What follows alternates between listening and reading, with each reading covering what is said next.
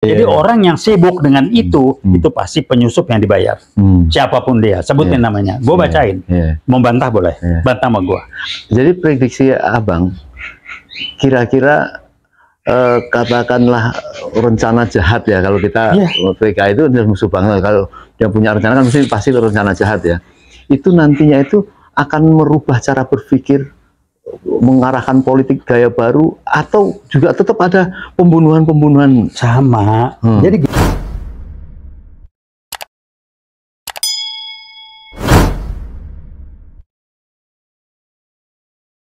ini masalah yang sangat, insya Allah abang sangat menguasai, karena bapak dikenal sekarang ini bapak anti PKI gitu. Ini kan yang menyedihkan ini bang, sudah 2 tahun ini istana dipakai untuk joget-joget dengan lagu-lagu yang tidak pantas ya. Di semua ada tentara, pejabat, apa itu tokoh masyarakat, dan apa itu ada yang mengatakan bahwa seolah-olah ini untuk menunjukkan kepada dunia ya, PKI ini, lihat nih Indonesia gua taklukin tanpa gua perangin, tanpa kasih minuman, sudah cukup kan. Itu satu. Yang kedua, saya sangat pautkan dengan protes masyarakat sekarang ini yang menyedihkan juga, pembangunan patung Soekarno di Bandung yang menghabiskan 10 triliun dan sebagainya. Ini ada apa sih bang sebenarnya ini? Coba Anda cek. Iya. Anda nanya dengan resah, karena Anda melihat dan memberi makna dari berdasarkan nilai-nilai apa yang Anda nilai-nilai yang bermanfaat, basisnya memberi manfaat pada orang banyak, maka itu dasar Anda, makanya Anda gerak. Kalau mereka kan enggak, mumpung gue berkuasa, gue bisa dapat apa dengan apa yang gue lakukan, enggak akan pernah ketemu.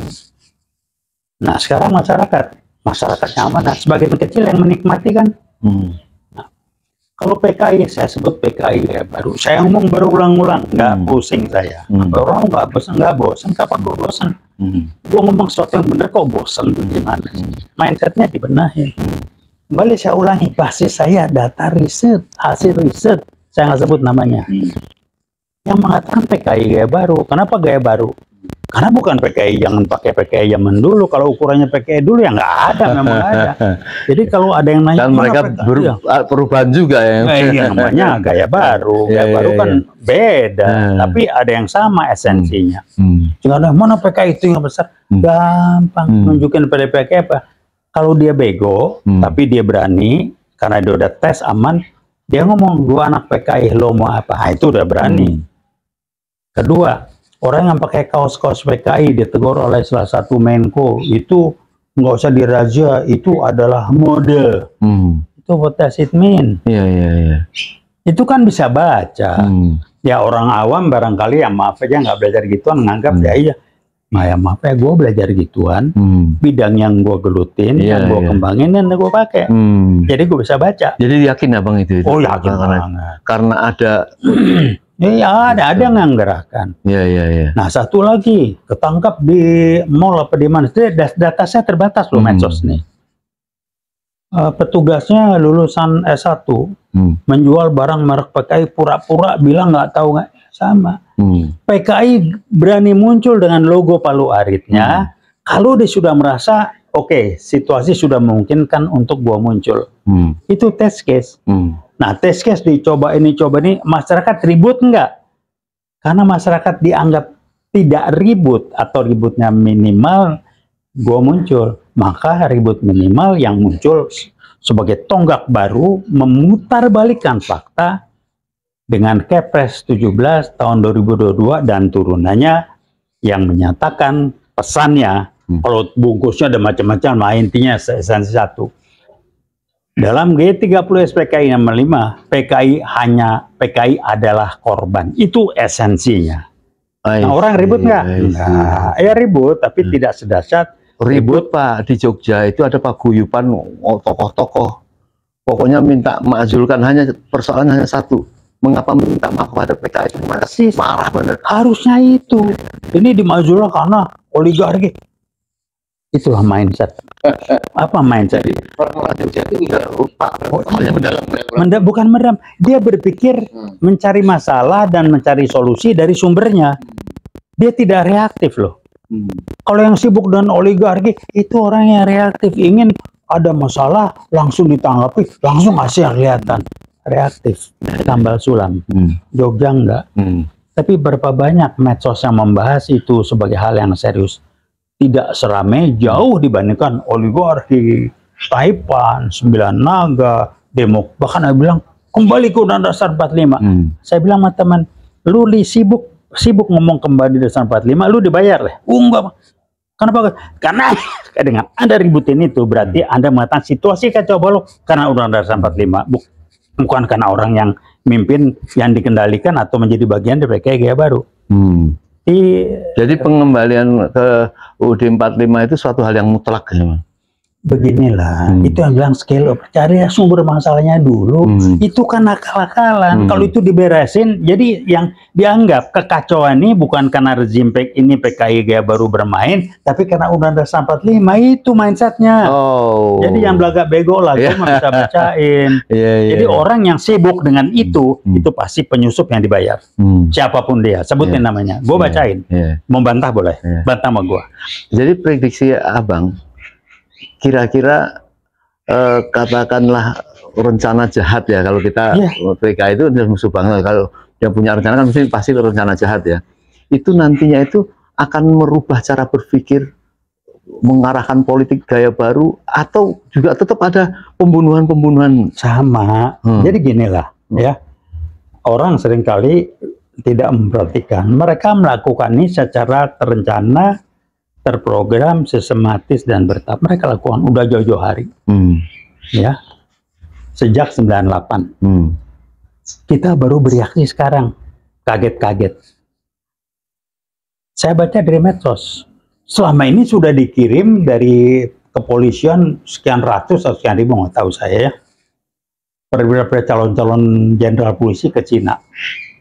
Satu. Beasiswa dari Cina khusus banyak dikirim dari pesantren-pesantren sana. Saya punya teman dari salah satu ormas Islam besar dikirim ke sana sama komandannya. Pulang-pulangnya apa? Puja-puji kepada Cina. Propaganda. Salah satu ciri-ciri komunis adalah propaganda. Saya cuma nanya simpel. Kenapa lu tidak puja-puji waktu Korea ataupun Taiwan, Korea Selatan, Taiwan maju di awal dulu? Kok lu bangga benar? Saya bilang Cina maju, iya. Tapi lu jangan dia lebih bangga dari bangsa lu. Saya bilang itu gimana Islam? Oh enggak, itu pemberontak. Wah, pemberontak. Pembenaran. Saya udah tahu karpet merah dikasih, disenang-senangin, bang. Karena ada cuan, gua nggak tahu. Itu kan ada program. Saya dulu termasuk yang ya ngomong mengenai bikin program itu. Kalau kita mau bikin program pemasaran, itu kan satu bagian dari promosi kan. Kalau mau ke sana itu kan promosinya. Di mindsetnya dirubah. Jadi ada kemungkinan nggak proses-proses teknis seperti kayak gitu, itu dalam rangka menaiki anak tangga dalam perubahan rencana, perubahan ideologi misalnya gitu? Bukannya ada, memang iya arahnya ke sana. Sekarang di test case, BPIP bilang, agama ada musuh bla bla bla, ribut nggak? Nggak. MUI dibungkam, dipecah belah paling nggak, diam. Menteri agamanya azan gonggongan anjing, itu kan test case, test the water, diam, ribut, berhenti. Menteri PDNK-nya bilang sejarah tidak penting, robah kurikulum ini. Apa sasarannya? Peran umat Islam sebelum dan dalam kemerdekaan akan dihilangkan dari sejarah supaya orang nggak tahu. Jadi bagaimana untuk membangkitkan? Ya ganti orang yang masang itu kan ada misinya. Jadi kalau orang yang itu ya, orang-orang jadi kalau saya bilang ya ganti sumber atas, selesaikan sumber masalahnya, jangan sibuk dengan akibatnya.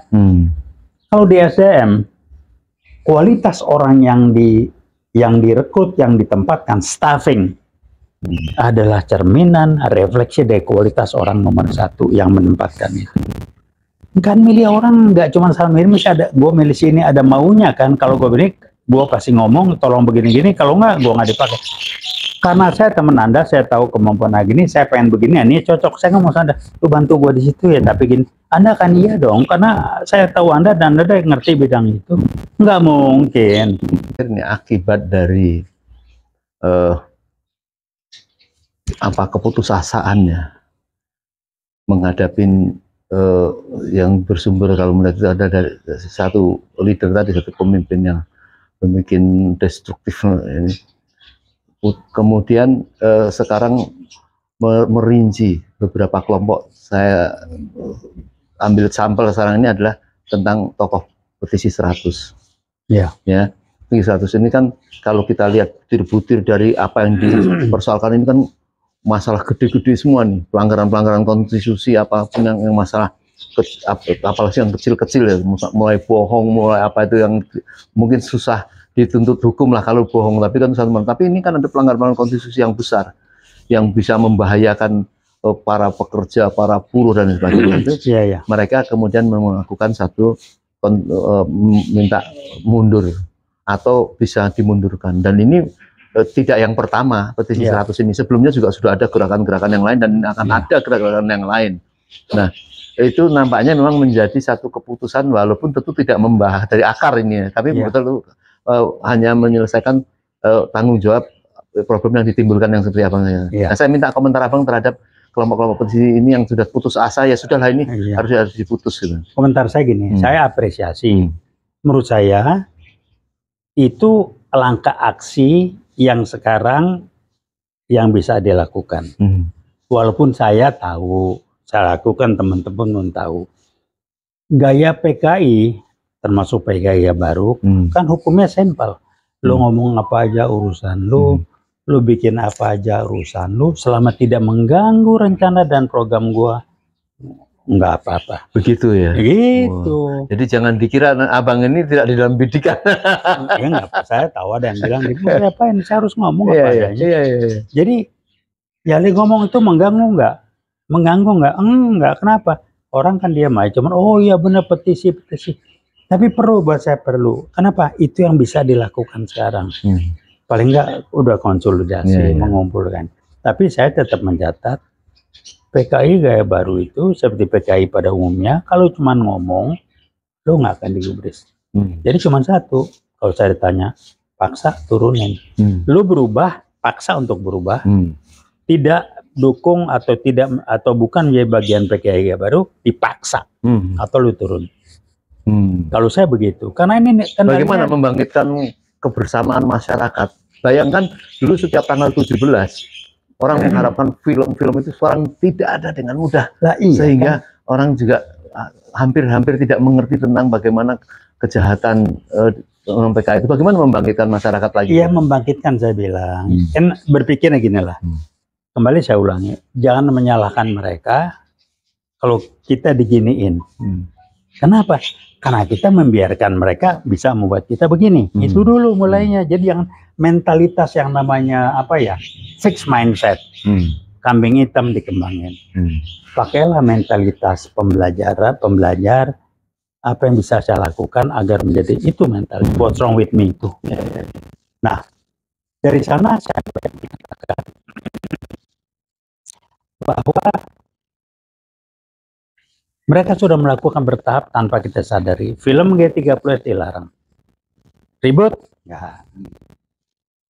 Upacara tanggal 1 Oktober di Lubang Buaya, gone with the wind. Orang nggak ribut. Diorama atau apa tuh yang di Kostrad juga. Cuman ribut-ribut gitu aja. Panglima TNI pun diam aja gini-gini. Ada apa? Kemudian apa ya? Salah satu Pangdam nurunin baliho yang bukan urusannya dia, diam aja. Mestinya TNI yang karena Sabta Marga dan kewenangan yang dimiliki. Tolong, yang saya pahami, TNI itu alat negara, seperti polisi alat negara. Jangan jadi alat pemerintah, alat penguasa. Polisi kadang-kadang sebagian diarahkan menjadi alat penguasa. Udah nggak bener kan? Tapi orang diam, ya udah. Nah, satu, kedua, RRC kan berkepentingan mengendalikan kita sumber daya ini, karena ini jalur kita kan strategis banget tuh. Jadi pertanyaannya, adalah mau sampai kapan lu kita membiarkan ini terjadi seperti ini? Mau sampai kapan? Silakan. Kalau kita diam aja, ya dia akan lakukan. Saya ulangi berulang, Kepres 17 2022. Kenapa nggak berisik? Itu jelas pembalikan fakta. Di video saya depan Nema jelas saya nanya. Saya kemarin ada yang menyarankan, bagus sekali, saya lupa siapa yang menyarankan itu. Kalian demo-demo sampai seperti itu, coba sesekali kalian para rakyat itu datang ke Mabes, biar Mabes itu ada merasa kalau tanpa ada sesuatu TNI itu kan nggak mungkin bergerak atas dasar apa, tapi kalau atas dasar rakyat meminta, cobalah mengeluh menangis dengan di Mabes itu para petinggi. Gimana menurut Abang? Saya mikir gini. Ini salah satu contoh bentuk dari belum adanya national leader. Orang yang demo saya hargai. Tapi ada nggak yang mengatakan target lu demo adalah ini? Untuk itu harus demonya ke sini. Isu yang kan nggak ada kan. Pokoknya demo. Ke DPR. Lu mau ngapain? Kalau cuma depan. Kalau tidak dibikin konsep tuh. Nggak ada yang pikir. Kenapa? Ya saya harus ngomong apa ya? Jadi kita kan pokoknya gue bikin aktivitas. Reaktif. Kasihan. Tidak menjawab untuk menyelesaikan sumber masalah, tapi sibuk dengan yang saya sebut atribut. Coba Bang, buruh yang berbulan-bulan mengumpulkan massa, dengan sedemikian rupa semua dijual, sudah maksimum, pokoknya intinya mereka tidak balik kanan ya. Pokoknya sampai betul-betul dicabut itu, tapi akhirnya nggak ada. Sekarang mereka sedang berpikir seperti apa tuh? Mau apa lagi? Simpel. Saya ngomong sama mereka. Kalau Anda demo begini satu hari, nggak akan ada perubahan. Ya maksud saya begini Bang. Jadi di strateginya berpikir. Betul, jadi bikinlah 3, 4, 5 hari, 10 hari gantian. Ini buruh ini hari. Kalau enggak, mana bisa rejimnya akan terganggu untuk dia berubah. Kan kita maksa orang berubah. Maksa orang berubah itu tidak bisa dengan sekedar ngomong, sekali ngomong. Tapi dipaksa supaya dia berubah. Kalau dia tidak berubah, lu jangan berhenti. Itu kan berpikir itunya yang enggak ada. Nah, jadi ya bagaimana lah. Kita harus ngomong dari mana. Itu aja. Saya ingin menyampaikan, tolonglah Pak. Baik, terakhir Bang. Apa saran Abang untuk sedang giat-giatnya petisi 100 untuk mengumpulkan ini bersama masyarakat? Apa saran Abang? Sepakati dulu bahwa sumber masalah dari bangsa dan negara sekarang kayak begini ini adalah PKI kayak baru. Itu dulu sepakati. Apa dasarnya? Nanti lu nggak ada lagi. Lu jangan ngomong kalau nggak tahu. Kalau ngomong orang yang nggak ngerti boleh lu bantah. Tanya dong, kenapa? Saya kan bilang dasar gue ini riset. Ini contoh ini apa? Di samping riset, ini contoh lapangannya ini. Lu bilang lagi nggak ada. Lu jangan pakai mindset PKI lama. PKI baru pakai tangan orang lain kok yang bukan PKI. Kalau perlu ulama kok. Kalau perlu yang pakai judul Habib, pakai sorban kalau perlu. Itu kan PKI baru begitu. Tapi apa yang disampaikan sesuai dengan kepentingan strategi mereka. Apa? Siapapun yang melakukan tindakan perbuatan, strategi kebijakan apapun yang merusak, memecah belah, memperlemah umat Islam, itu mereka. Kedua, memperlemah TNI, itu PKI. Udah itu aja pegangannya aja, nggak usah analisis lah. Tapi yang ngomong, kalau ngomong dia mungkin dia nggak sadar dia dikendalikan atau dia sudah dipakai terima cuan. Nggak ada yang gratis. Saya baca medsos, Imam siapa itu kan yang di Banten. Ayo terima duit lah. Gampang, dipecah belah. Sekarang kan simpel. Islam diajar dengan apa? Kadrun. Yang ngomong siapa? Ya kan? Udah kadrun apalagi tuh? Ya omong-omong itu ya kadar gurun, Arab ini. Pokoknya Islam pokoknya dibikin polarisasi lah ya, yang itulah, berkesudahan. Dibikin begitu.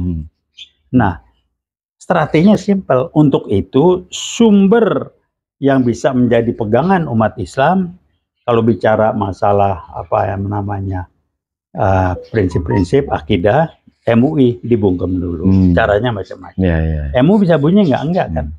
Kalau dia bisa bunyi, itu acuan umat Islam. MUI bilang ini keluarkan fatwa misalkan. 10 November belum ada MUI, tapi fatwa ulama besar. Itu yang membuat kita jadi Hari Pahlawan bisa memenangkan sekutu yang secara rasional nggak mungkin menang. senjata kalah, fatwa. MUI keluarkan fatwa digubris, enggak, itu dihancurin dulu, kita nggak paham. Baik Pak Taufik Baudin, kira-kira gitu. Luar biasa